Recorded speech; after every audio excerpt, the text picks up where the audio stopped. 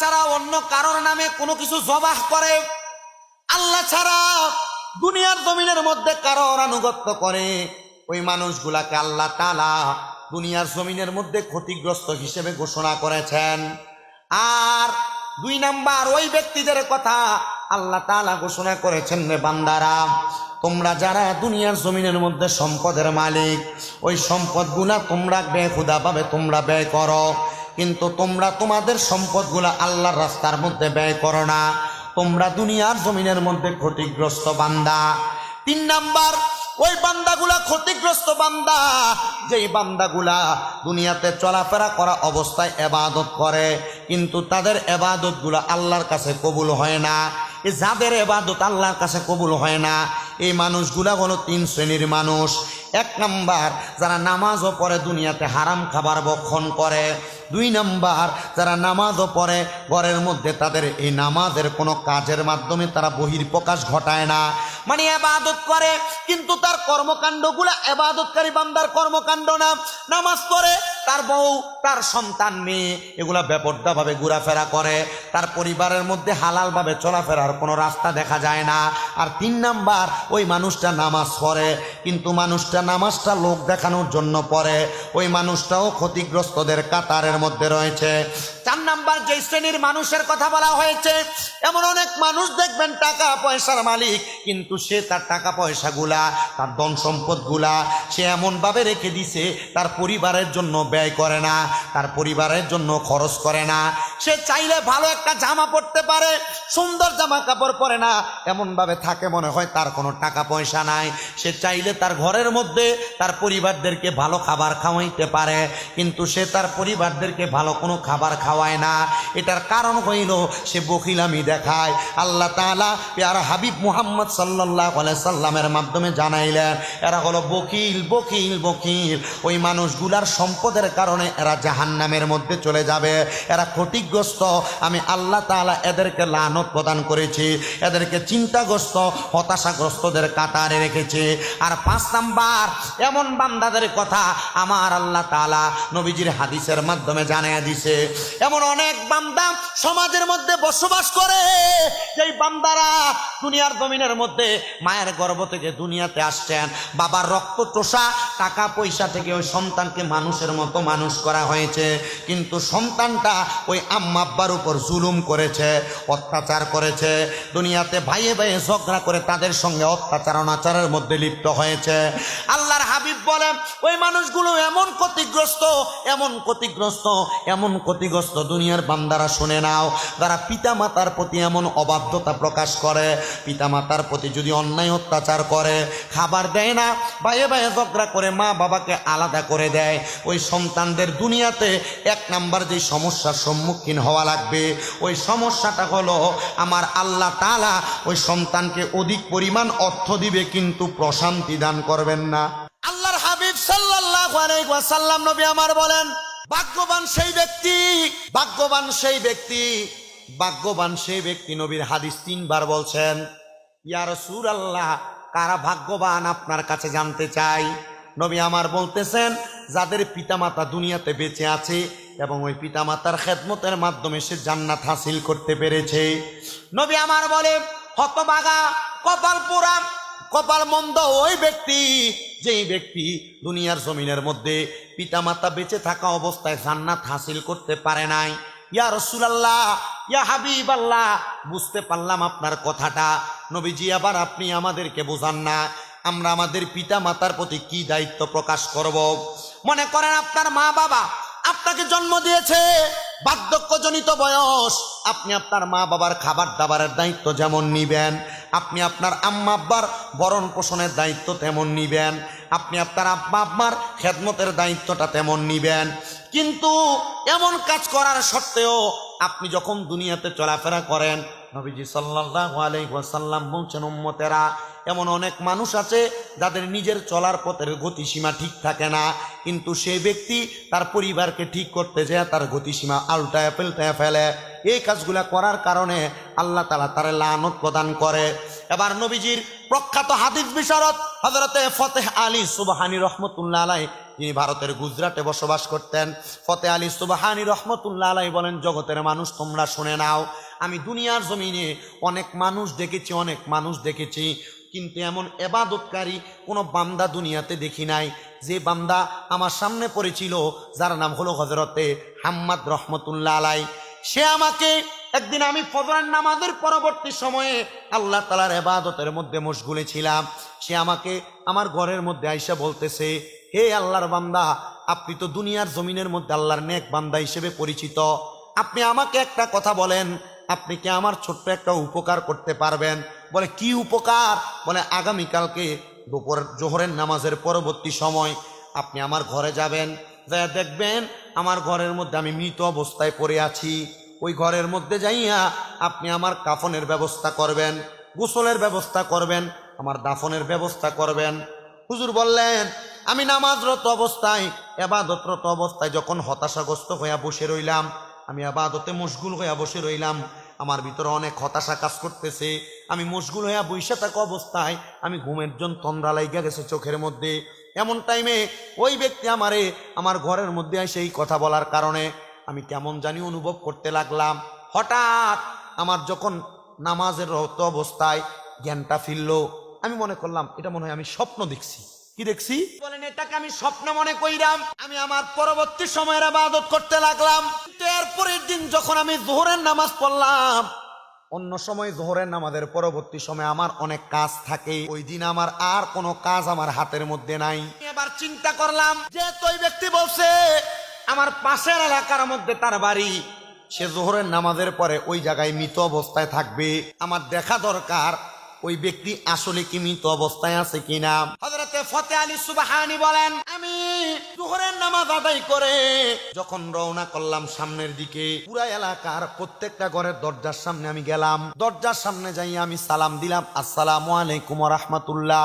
সব ঘর থেকে আমাকে সালামের জবাব দিল, কিন্তু সর্বশেষ আমি যেই ঘরের সামনে যে সালাম দিলাম, ওই ঘর থেকে কোনো সালামের জবাব নাই। আমি এবার জবাব না পাইয়া মনে করলাম এই ঘরে মনে হয় কেউ নাই, আমি ঘরের সামনে থেকে চলে আসলাম। এমন টাইমে আমার দিমাগের মধ্যে আসলো, হায়রে ওই বান্দানা বলেছে সে মৃত অবস্থায় থাকবে, ওই বান্দা কেমন আছে, কিভাবে আছে, আমি একটু দেখা দরকার। এবার বান্দার ঘরের দরজার সামনে যাইয়া দরজার মধ্যে এমন জোর আঘাত করেছে, আঘাত কইরা বান্দার ঘরের মধ্যে প্রবেশ কইরা দেখে একজন বান্দা সেজদারত অবস্থায় পড়ে আছে। হযরতে ফতে আলী সুবহানী বলেন, আমি তার ঘরের মধ্যে যাইয়া তাকে সেজদারত অবস্থায় দেখা মনে করলাম সে যোহরের নামাজ আদায় করতেছে, কিন্তু তার সেজদা এত লম্বা, সে সেজদা থেকে মাথা উঠাচ্ছে না। আমি মনে মনে একটু চিন্তাগ্রস্ত হইয়া তারে ধরলাম, ধরার পরে দেখলাম কায়ত হইয়া নিচের দিকে পড়ে যাচ্ছে। আমি জিজ্ঞাসা করলাম, এ বান্দা, তুমি কেন কোনো কথা বলো না? তখন দেখলাম তার কোনো জবাব নাই। তার নাকের মধ্যে, মুখের মধ্যে, চোখের মধ্যে আমি তোলা দিয়া দেখলাম, আমি বুঝতে পারলাম এই ব্যক্তি দুনিয়ার জমিনের মধ্যে নাই। এই ব্যক্তি আমাকে বলছে মৃত অবস্থায় পড়ে থাকবে, সে তো ইন্তেকাল করেছে। ইন্না লিল্লাহি ওয়া ইন্না ইলাইহি রাজিউন। ইন্তেকাল করা ব্যক্তিটা কবরের মধ্যে দুনিয়ার জমিনে পড়ে আছে। উনি বলেন, আমি তার কাফনের ব্যবস্থা করলাম, এলাকার সব মানুষের কাছে জানিয়ে দিলাম সে তো মারা গেছে। এলাকার মানুষ বলে, দীর্ঘ 21 বছর আগে তারা আমরা হারাইয়া ফেলছিলাম, এখন তো সে নাই, তাকে আপনি কেমনে পাইলেন?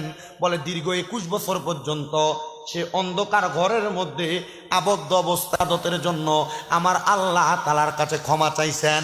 বয়স্ক বাবারা, যুবক বন্ধুরা, জীবনে অনেক নামাজ আপনার কাজা হয়েছে, এই কাজা নামাজ আপনি পড়েন কিনা আমি জানি না। আপনার নামাজ অনেক ছেড়েছেন, এই নামাজগুলো আপনি আদায় করেন কিনা আমি জানি না। তবে আমি একটা বুদ্ধি শিখিয়ে দিতে পারি, একটা ইবাদত করলে আপনার কাজা নামাজগুলো আদায় হবে। এই নামাজটার নাম হলো উমরি কাজা নামাজ। হুজুর আছে না? উমরি কাজা নামাজ। কত নামাজ আপনারা ছাড়ছেন, এখন নামাজ পড়তেছেন। আগে যে নামাজগুলা ছুটছে, ওই নামাজগুলো আপনার কবুল হওয়ানোর জন্য এখন আপনি কি করবেন? ওই নামাজগুলার ঘাটতি কেমনে পূরণ করবেন? ওলামায়ে কেরাম একসাথে একটা সিস্টেম তৈরি করে দিয়েছেন, একটা নিয়ম নির্ধারণ করে দিয়েছেন। কোনো মানুষ যদি মসজিদের মধ্যে প্রবেশ করে, ফজরের নামাজের সুন্নতরা পড়ার আগবর্তী সময় অথবা পরবর্তী সময় 2 রাকাত করে উমরি কাজা নামাজ আদায় করে, তার পূর্বের প্রত্যেক বছরের, প্রত্যেক দিনের, প্রত্যেক ওয়াক্তের নামাজগুলা আদায় করা হয়ে যাবে। সুবহানাল্লাহ বলেন। এজন্য প্রত্যেক নামাজের সুন্নত নামাজের পরবর্তী সময়ে আপনারা চেষ্টা করবেন 2 রাকাত করে নামাজ আদায় করার জন্য। এই নামাজটা আদায় করলে দেখবেন আপনার পূর্ববর্তী নামাজ যা সেরেছেন এই নামাজগুলো আপনার আদায় হয়ে যাবে, এই নামাজগুলার কাজা আদায় হয়ে যাবে। হযরতে ফতে আলী সুবহানী বলেন, সে 21 বছর মানুষের চোখের আড়ালে ছিল, 21 বছর পর্যন্ত চোখের আড়ালে ছিল। সে 21 বছর এই ঘরের মধ্যে লুকিয়ে লুকিয়ে ইবাদত করেছে, তবে তার কোনো খবর আমরা তোমাদের কাছে দিতে পারবো না। শোনো ও জগতের মানুষ, তোমরা শুনে নাও, দুনিয়ার জমিনের মধ্যে চলাফেরা করা অবস্থায় সে তোমাদের সাথে যেভাবে চলুক আর না চলুক, সে যে নামাজ আদায় করেছে, তোমরা মুসলমান হিসেবে উচিত তার নামাজের জানাজার মধ্যে উপস্থিত হওয়া। সবাই একসাথে ওই ব্যক্তির জানাজার নামাজের মধ্যে উপস্থিত হইয়া তার জানাজার নামাজ পড়িয়া তারা যখন দাফন করার জন্য গেলেন, হযরতে ফতে আলী সুবহানী রহমতুল্লাহ আলাইহি বলেন, তার কবরের মধ্যে তোমরা কেউ নামা লাগবে না, আমি একা তার কবরের মধ্যে নামবো। কারণ কি? বলে তার কবরে যদি কোনো বেনামাজি নামে, তার কবরে যদি দুনিয়ার জমিনের কোনো নিকৃষ্ট ব্যক্তি নামে, বেআমল ব্যক্তি নামে, হয়তোবা এ আল্লাহর বান্দা এটাকে পছন্দ করবে না। আমার বিশ্বাস, আমি আমার জীবনে গুনাহগুলা করতে আমি চিন্তা করে করছি, আমি আমার জানা মতে আমি কোনো গুনার কাজের দিকে কদম বাড়াই নাই। তবে আমি মানুষ, আমার অনেক অন্যায় থাকতে পারে, ভুল থাকতে পারে, আমি আমার গুনার কথা স্মরণ করলাম, তবু আমি তাকে কবরে নামাইতে চাই। আর 2 জন ব্যক্তি আমার সাথে কবরে নামো, যেন তাকে ধইরা কবরে নামানো যায়। তবে ওই 2 জন ব্যক্তি নামবা, যে 2 জন ব্যক্তি কমপক্ষে 40 দিন পর্যন্ত এক ওয়াক্ত নামাজও কাজা করো নাই। এবার 2 জন আল্লাহ তাআলার বান্দা সহ হযরতে ফতে আলী সুবহানী ওই আল্লাহর বান্দারে কবরের মধ্যে নামাইলেন। ওই 2 জন ওঠার পরে কাফনের কাপড়ের বানগুলা ছুটে দিয়া আল্লাহর বান্দা যখন উপরের দিকে উঠে যাবেন, এমন টাইমে ফতে আলী সুবহানী বলেন, ওই হাম্মাদ নামক আল্লাহ পাকের খাস বান্দাটা আমার হাতটার মধ্যে খাপ করে ধরে ফেলছে। মাথা পশ্চিম মুখা করে দিলাম, 2 জন উঠে গেলেন, কিন্তু উনি আমাকে, আমি উঠে যাবো এটা আমার হাতে ধরে ফেলছে। উনি আমার হাতে ধরে উঠে বসলেন। আত-তাযকিরাতুল আউলিয়া নামক কিতাব আল্লামা ফরিদউদ্দিন আত্তার রহমতুল্লাহ আলাইহি লিখিত কিতাব, ওই কিতাবের মধ্যে এই ঘটনাটা সুন্দর করে লেখা। উনি কবর থেকে এভাবে উঠে বৈশা আমার কাছে বললেন, হে আল্লাহর বান্দা ফতে আলী সুবহানী, শোনো, আমি ইন্তেকাল করার পরে আল্লাহ তাআলা যদি আমাকে আমার 21 বছরের ইবাদতের জন্য কোনো জাযা প্রদান করে, মানে কবরে যাওয়ার পর আমাকে আল্লাহ তাআলা যদি কোনো নেয়ামত দান করে, কবরে যদি জান্নাত দান করে, আল্লাহ তাআলার অসংখ্য নেয়ামত হুর গিলমান আমারে দান করে, তাহলে আমি তোমার কাছে এই কিছু কিছু দানের, কিছু কিছু রহমতের, কিছু কিছু বরকতের ভাগ আমি তোমাকে দিব। ফতে আলী সুবহানী বলে, আমি ওনাকে কবরে আবার দেখলাম, শুয়ে গেল নিজে নিজে। আমি অবাক দৃষ্টিতে তাকাইলাম আর চিন্তা করলাম, এই ব্যক্তি কেমন ব্যক্তি, মারা গেল আবার আমার হাতে ধরে বসে গেল। এ 3 দিন আমি আল্লাহ তাআলার অঢেল পরিমাণে ইবাদত করে কাটাইলাম, কিন্তু আমি শুধু চিন্তা করলাম, আফসোস করলাম, কেমন ব্যক্তি মারা গেল, মারা যাবে এই খবরও আমার আগের দিন যে বইলা আসলো। আল্লাহ তাআলা তারে কোনো ভালো জাযা দেয়, সে এটার নেয়ামত আমারে কিছু দান করবে। আমি 3 দিন পর্যন্ত না ঘুমায়া আল্লাহ তাআলার ইবাদত কইরা আমি 4র্থ দিনের দিন যখন রাত্রবেলা ঘুমানোর চেষ্টা করলাম, হচ্ছে না, আমি এবার আল্লাহ তাআলার কাছে একটা নামাজের নিয়ত করলাম, যে নামাজের নাম তাহাজ্জুদের নামাজ। এই নামাজের অসংখ্য বরকত। নবীজি বলছেন, আমার উম্মতের যদি কষ্ট না হইতো, উম্মতের জন্য তাহাজ্জুদের নামাজ আমি ফরজ করে দিতাম। মা বোন যারা পর্দার আড়ালে শুনছেন, সন্তান হয় না, আপনার স্বামীর কামাই রুজিতে বরকত হয় না, ঘর থেকে রোগ বালা মুসিবত ছাড়ে না, 3 মাস 5 ওয়াক্ত নামাজের সাথে তাহাজ্জুদের নামাজ পড়বেন, আপনার সব সমস্যার সমাধান। অনেকে বিদেশ যাওয়ার চেষ্টা করেন, যাইতে পারেন না, তাহাজ্জুদের নামাজ পড়বেন 3 মাস। অনেকে অভাবে পড়ে আছেন, টেনশনে পড়ে আছেন, তাহাজ্জুদের নামাজ পড়বেন। অনেকের কঠিন রোগে আক্রান্ত।